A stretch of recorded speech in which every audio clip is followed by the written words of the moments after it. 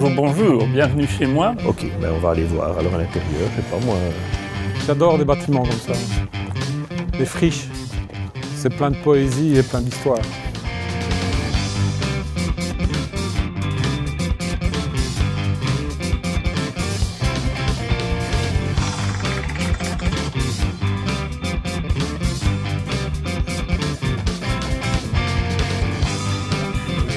Moi, je vais vous emmener sur 2-3 sites qui montrent à quel point être bourgmestre d'une commune rurale et être un professeur, enseignant, chercheur à l'université de Liège, c'est finalement quelque part le même métier. Vous m'avez demandé de montrer la face cachée de Freddy Coignul, mais elle n'est pas très cachée parce que nous sommes ici à l'extérieur, dans mon jardin, et c'est mon domaine. Lorsque je faisais mon jardin, je pensais à l'université, mais si l'université c'est un petit peu la maison, de temps en temps la maison c'est aussi parfois l'université. Je voudrais vous montrer 2-3 choses qui font partie intégrante de ma vie à l'université. On rentre dans l'atelier de Didier. Salut Didier. Ça va? Je vous présente Didier Mailleux. Vous le connaissez déjà peut-être puisqu'on a fait ensemble une expo à Jean Blou il y a quelques années maintenant.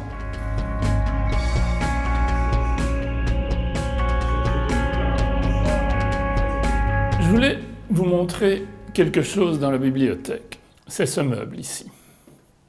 En fait, c'est un meuble de laboratoire qui vient de la faculté de médecine vétérinaire à Bruxelles. Quand on a construit la maison, on a fait une niche de la taille du meuble. Donc, moi, je ne sais pas si je finirai ma vie ici, mais ce meuble-là, quoi qu'il arrive, il risque de finir sa vie dans la maison. Voilà, on est, je dirais, presque en pleine campagne. Donc je filme un mur de soutènement.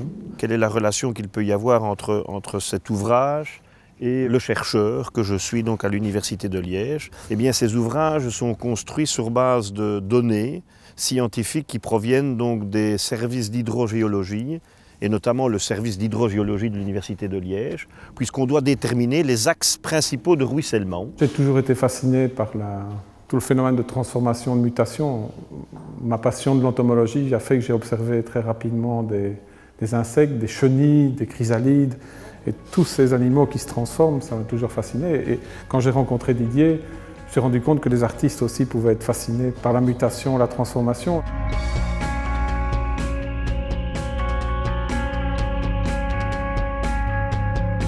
Dans la mesure où on veut établir une gouvernance qui est basée donc sur un travail d'équipe, c'est le cas pour l'Université de Liège pour les 4 prochaines années. C'est comme ça qu'on travaille au sein des communes depuis très longtemps, au niveau des collèges communaux. Donc il y a effectivement donc une dynamique qui est la même. Chacun a des compétences bien définies, chacun doit les gérer et doit faire écho, évidemment, doit faire référence donc de ces interventions, de ces décisions donc au sein du collège, que ce soit le collège rectoral, que ce soit le collège communal. Donc il y a effectivement une même dynamique qui s'installe.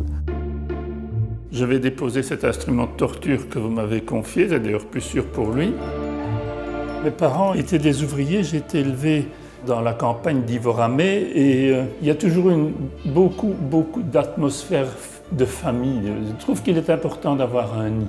Je me dis parfois que les gens qui font des carrières prestigieuses, ils ne doivent pas aimer leur maison parce que sinon, ils ne partiraient pas aussi souvent et aussi loin. Quand je viens dans des endroits comme ça, qui ne sont peut-être pas hospitaliers au début, ça a beaucoup d'âme. C'est vraiment des moments où on se détend, où on vit autre chose. Et puis quand on retourne chez soi, on a plein d'idées dans la tête qui ne sont pas nécessairement des idées artistiques, mais on a ce processus de transformation qui reste et qui est très bon pour la créativité. Et c'est toujours quelque chose d'important parce qu'un chercheur, il doit être aussi créatif. Il est innovant, mais il doit être aussi créatif. Donc, on arrive ici au Hall Omnisport.